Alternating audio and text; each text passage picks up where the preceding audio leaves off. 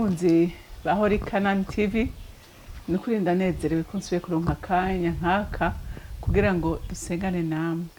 Uyu munsi ndifuza by'ukuri ko dusengera igihugu, kuko ijambo ry'Imana riravuga ngo dusengere igihugu, kuko nicyaba amahoro natwe tuzoba amahoro. Ata amahoro igihugu kirimwo natwe ntayo tworonka.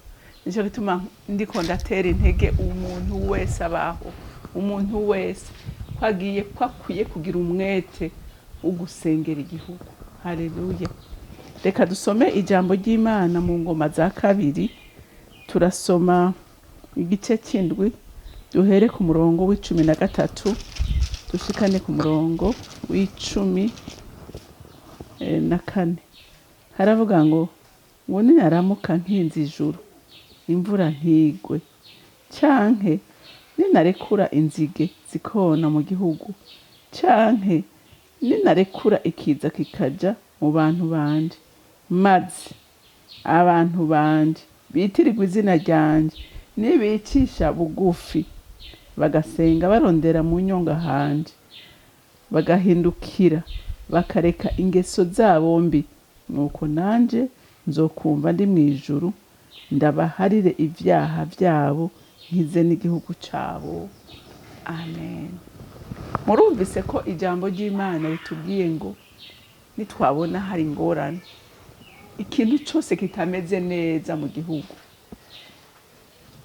ati namwe mugahindukira, mugahindukira mukava mu ngeso zanyu mbi, mukava mu vyaha mwagenderamo, mukaza mu nyonga zanje mundondera muciye bugufi musaba imbabazi, ngo nanje ndi mwijuru.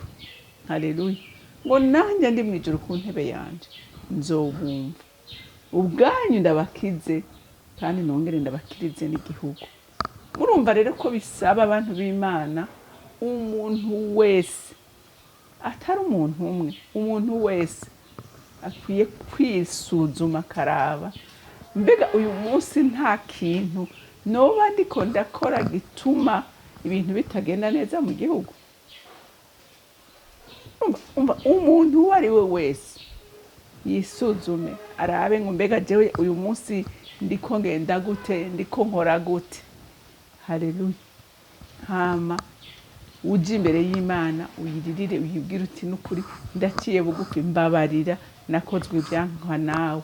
Imana itwemereye yuko izogira iki, izodukiriza igihugu kandi natwe ikadukiza.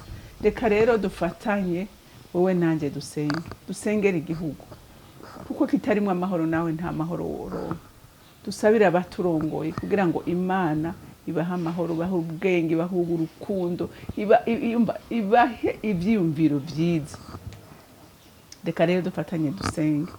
Mana Data rugira vyose uri mwijuru, se w'umwami wacu Yesu Kristo, uw'imiryango yose yo mw'isi yitirirwa n'indimi zose, ducishijwe bugufi imbere yawe kuri uyu munsi mwiza waturemeye. Tubanje kugushima kuko nta kindi twanaremewe, twaremewe kugushima, twaremewe kuguha icubahiro. Rero duhuje umutima n'inama twese mwami wanje, tubanza kugushimira urukundo rwawe n'imbabazi zawe n'ineza yawe iturenga buri munsi, uko utugirira neza buri munsi mwami. Kubaho n'ubuntu bwawe, kugenda n'ubuntu bwawe, icyo dukora cyose ni ubuntu bwawe n'urukundo rwawe.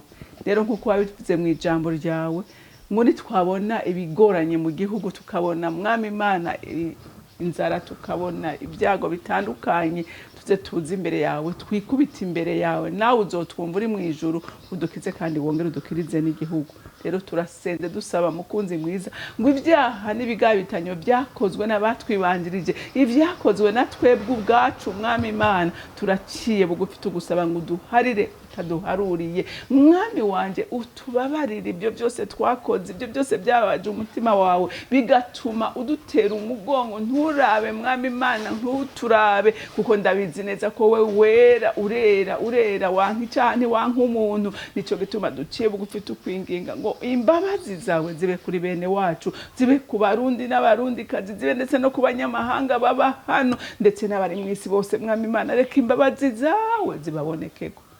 Kenshi dukora ibyankwa nawe, dukora nabi, tukababaza umutima wawe, ariko uri umutunzi w'imbabazi ndabizi mwami, kandi icyo wifuriza abo waremye bose ni ibyiza gusa. rero imbabazi zawe muvyeyi mwiza, imbabazi zawe nyene ibihe, imbabazi zawe nyene ubwiza n'ubutware, uduharire utaduharure, tugirire neza, usubire uvumerera igihugu cacu mwami Imana, gitembe mwe mwatanuke nk'uko abasogokuruza bacu bahanuye bakavuga ngo Burundi bwiza butemba mu matanubuki, reka butembe mwa matanubuke, reka temwe mu mugisha wawe n'amahoro yawe wa Mana we, uduhezagirira abarongozi mwami Imana, ubahe ubwenge, ubahe mwami Imana, yo amahoro yo mu mutima ubagenderere kandi ubahishurire ico bakwiye gukora gishobora kuba inyungu yo y'abantu bose mwami Imana, nyene ibihe nyene amahoro ubahezagire baryamye, ubahezagire bagenda, ubahezagire bakora, yo ibyo bakoze ko byose bihabwa umugisha nawe wa Mana we, ndasenga ngusaba Mana y'amahoro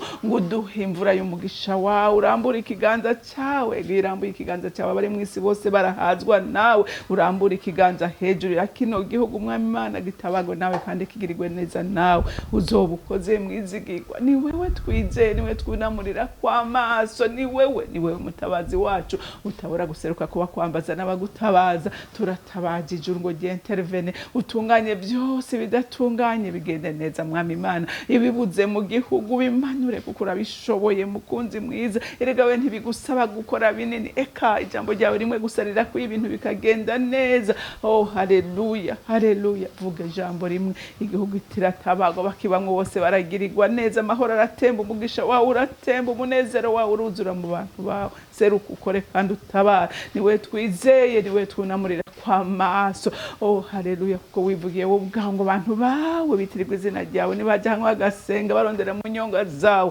uzoseruka ukore kandi utabare, seruka utabare kandi uhindure ibintu byose mwami, ubitondeke nk'uko wabiteguye kandi ushitse isezerano ryawe, ko ndabizi neza ko yavuze amasezerano akomeye kiri kino gihugu. Rero nk'abana ba kino gihugu turataritse ibiganza imbere yawe tukwinginga ngo shitse isezerano ryawe mwami, utanga amahoro yawe, utanga umugisha wawe, utanga umunezero mu bantu bawe, uzoba ukoze wa Mana we, mbega usa nani, mbega uringaniye nani, ntawe uhari, nta n'uzo kwigera haba, niwe uganje kandi uzohora uganje ibihe byose. Rero turakweguriye abarongozi bacu, turakweguriye abavukanyi bacu, turakweguriye mwami Imana, abantu bose ubahezagire, ibyo bakora byose bihabwa umugisha nawe mwami Imana, intambuko za bose uzirongore, ubarindike ibi cyose n'igisa naco, nta umugisha n'amahoro yawe biganze imitima y'abahungu n'abakobwa bawe. Urakoze kubyumvise, icubahiro kibi cawe n'amashimwe yose akugarukire mu izina ry'umwami wacu Yesu Kristo dusenze twizeye kubyumvise, amen, amen. Mwarahezagiwe, mugira umunsi mwiza.